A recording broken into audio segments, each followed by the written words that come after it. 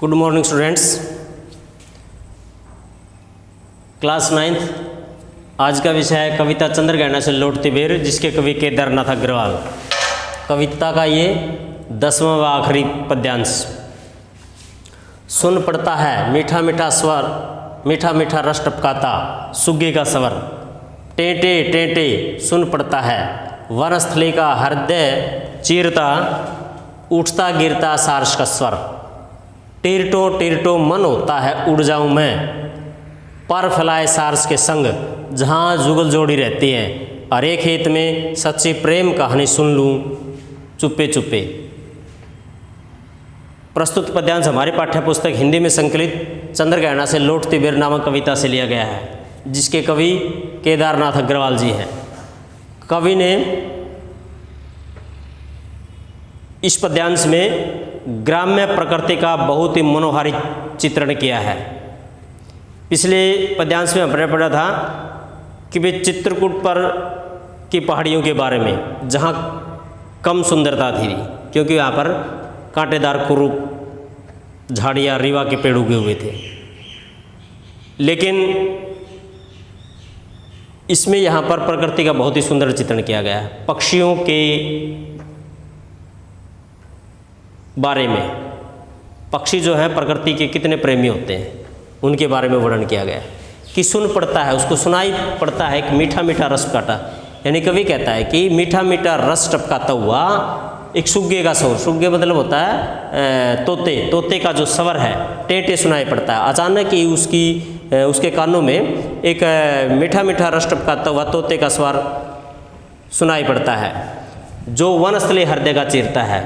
वनस्थली हृदय मतलब जो हृदय जंगल के हृदय को चीर जाता है। मतलब इस तरह से बहुत ही मीठी आवाज़ में मधुर स्वर में मधुर सुनाई देता है, मधुर स्वर सुनाई देता है तोते का जो मीठा स्वर है। फिर वहीं पर क्या है, उठता गिरता स्वर, किसका? सारस। फिर वहीं पर उसको एक हृदय को चीरता हुआ, यानी एक उस जंगल के हृदय को चीरता हुआ जो सारस का स्वर सुनाई पड़ता है, जो कभी उठ रहा है कभी गिर रहा है। यानी कभी ऊंची आवाज़ में कभी नीचे आवाज़ में उसका स्वर नीचे गिर रहा है। जिस तरह हम कोई भी राग बजाते हैं ऊंचे स्वर में नीचे स्वर में, उस स्वर के भांति एक सारस का स्वर उसको सुनाई देता है। टिरटो मन होता उड़ जाऊँ। टिरटो सारस के स्वर को सुनकर का जो सार का स्वर है टिरटो, उसको सुनकर के मन करता है कि मैं उड़ जाऊं मैं, किसके संग? पर फैलाए सारस के संग, कि मैं उसी सारस के संग पंख फैला करके मैं भी उड़ जाऊं, कि भगवान मेरे को भी एक पक्षी का रूप धारण कर दे या मेरे भी पंख लगा दे, कि मैं उस सारस के संग उड़ जाऊं कहीं। कहाँ? जहाँ जुगल जोड़ रहती है, जहाँ पर युगल जोड़ियाँ रहती हैं, जहाँ प्रेमी जोड़े रहते हैं, प्रेमी पक्षियों के जोड़े रहते हैं। हरे खेत में सच्ची प्रेम कहानी सुन लूँ चुप्पे चुप्पे।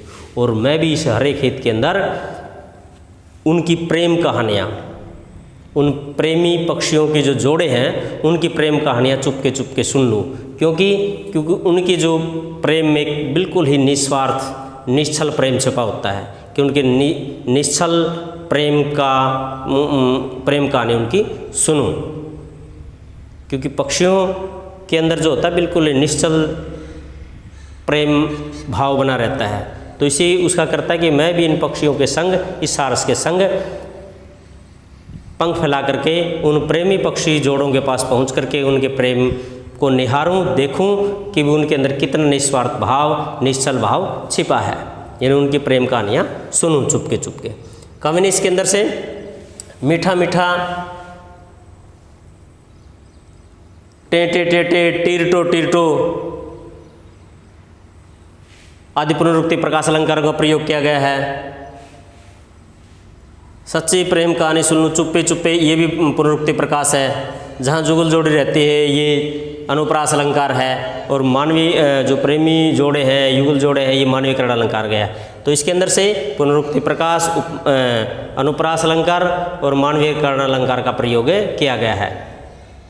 और बहुत सारे जो है तत्सम शब्दावली का प्रयोग इसके अंदर किया गया है। कवि ने बहुत ही एक प्राकृतिक सौंदर्य का वर्णन किया गया है, जो एक खेत के अंदर, खेत की मेड़ पर बैठा हुआ चारों तरफ निहारता है खेतों के अंदर, और एक प्राकृतिक सौंदर्य का, यानी अगर आपने प्रकृति सौंदर्य का आनंद लेना है तो किसी गांव के खेतों में जाइए और वहाँ पर उसका भरपूर प्राकृतिक सौंदर्य को आप निहारें, देखें, आनंद लें।